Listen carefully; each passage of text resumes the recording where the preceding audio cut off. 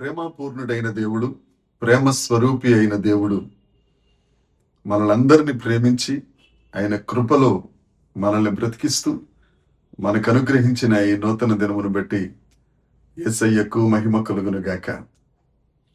దేవుని కృపలో, దేవుని ప్రేమలో వర్ధిల్లుతూ ఉన్నత ఉపదేశంలో తమ భక్తి జీవితమును కట్టుకుంటూ రెండవ రాకడకు సిద్ధపడుతున్న మీ అందరికీ ప్రభువైన యేసుక్రీస్తు నామమున వందనాలండి. ఆ గొప్ప దేవుడు ఈ నూతన దినములో మనకు అనుగ్రహించిన పరమగీత ధ్యానము కృపావార్త. పరమగీతము 1వ అధ్యాయము 14వ వచనము. నాకు నా ప్రియుడు ఎంగెది ద్రాక్షావనములోని కర్పూరపు పూగుత్తులతో సమానుడు. దేవునికి స్తోత్రం కలుగును గాక, దేవునికి మహిమ కలుగును గాక. లేఖనం చెప్తుంది, మన ప్రియుడు ఎంగేది వనములోని ద్రాక్ష వనములోని పూగుత్తులతో సమానుడు. ఎంగేది అరణ్యము. ఎంగేది అరణ్యము అనగా అది సౌలు గారు, దావీదు గారు సంచరించిన ప్రదేశం. సౌలు 3000 మంది సైనికులను వెంటబెట్టుకుని దావీదును తరిమిన ఎంగెది వనము. సౌలు ఉద్దేశం ఏంటంటే దావీదును సంహరించాలి, దావీదును కడముట్టించాలి అని సౌలు 3000 మందిని తీసుకుని దావీదును తరుముతున్నారు. అయితే సౌలు చేత దావీదు తరమబడుతున్న దేవుని చేత దావీదు కాపాడబడుతున్నాడు. ఎన్గెది కాపాడబడే స్థలము. ఆ ఎన్గెదిలో ద్రాక్షారసపు పూగుత్తులతో సమానుడు మన ప్రాణప్రియుడు. ఎందుకంటే ఆయన మనల్ని కాపాడేవాడు. ఆ దేవుడు మనల్ని కాపాడుతాడు. ఆ దేవుడు మనల్ని కాపాడాలి అని అంటే ఈ ఎన్గెదిలో, ఈ కాపాడబడే స్థలములో ఏముండాలి అనేది దేవుడు మనతో మాట్లాడును గాక. 1వ సమూయేలు గ్రంథము 24వ అధ్యాయంలో చూస్తే 3000 మందిని తీసుకుని సౌలు దావీదు గారిని తడుముతున్నాడు. అయితే ఒక ప్రశస్త సమయాన సౌలు దావీదు గారికి సంహరించడానికి, లేకపోతే ఆయనను తుదముట్టించడానికి దావీదుకు అవకాశం దొక్కింది.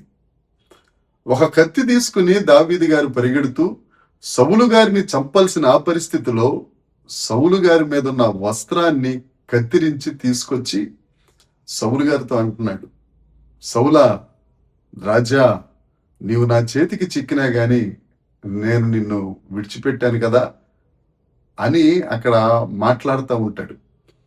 ఈ సందర్భంలో మనల్ని చూస్తే చంపడానికి వచ్చిన వాడిని చంపవలసిన కత్తితోనే చంపటం మానేసి ఆ వస్త్రాన్ని, పై వస్త్రాన్ని తీసుకొని వచ్చి ఆ శత్రువుని క్షమించే క్షమాపణ గుణం మనకు కనపడుతుంది.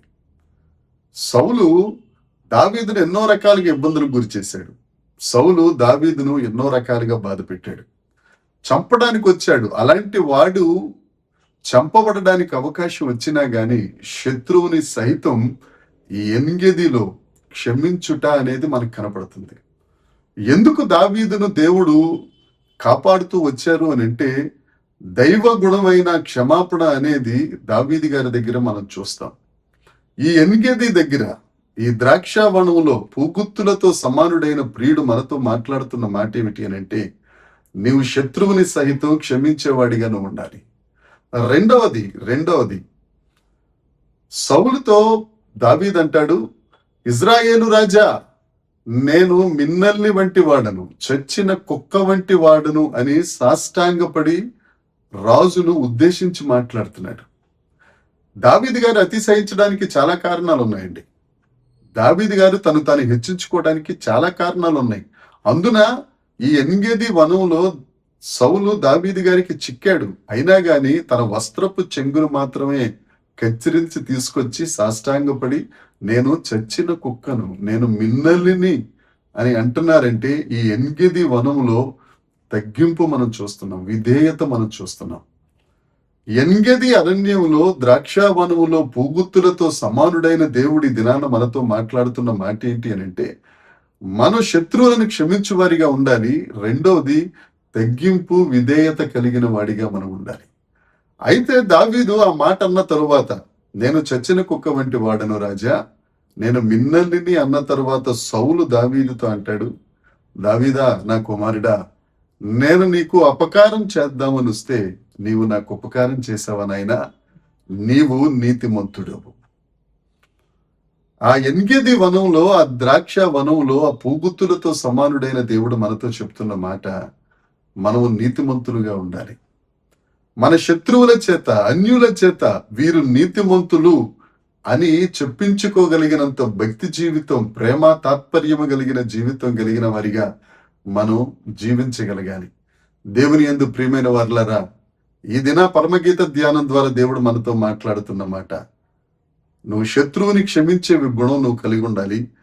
దేవుని ఎదుట తగ్గించుకునేవాడిగా, విధేయత కలిగిన వారిగా మనం ఉండాలి. అంతేకాదు దేవుని నీతి కలిగిన వారిగా, అనేక వక్రజనము మధ్యన నువ్వు నీతి కలిగిన జ్యోతిగా నువ్వు ఉండగలగాలి. అలాంటి సమయంలో ఈ ఎన్గెది అరణ్యములో, ఆ ద్రాక్ష వనంలో పూగుత్తులతో సమానుడైన దేవుడు నీకు తోడుగా ఉండి ఆయన కౌగిరిలో నిన్ను భద్రపరిచి నిన్ను ఆశీర్వదించును గాక. దేవునికి కావలసిన క్షమాపణ గుణం, దేవునికి అవసరమైన తగ్గింపు విధేయత, దేవుడు చూసే నీ నీతి కలిగిన వాడిగా మనము దేవుని యందు ఎదుగుదము గాక.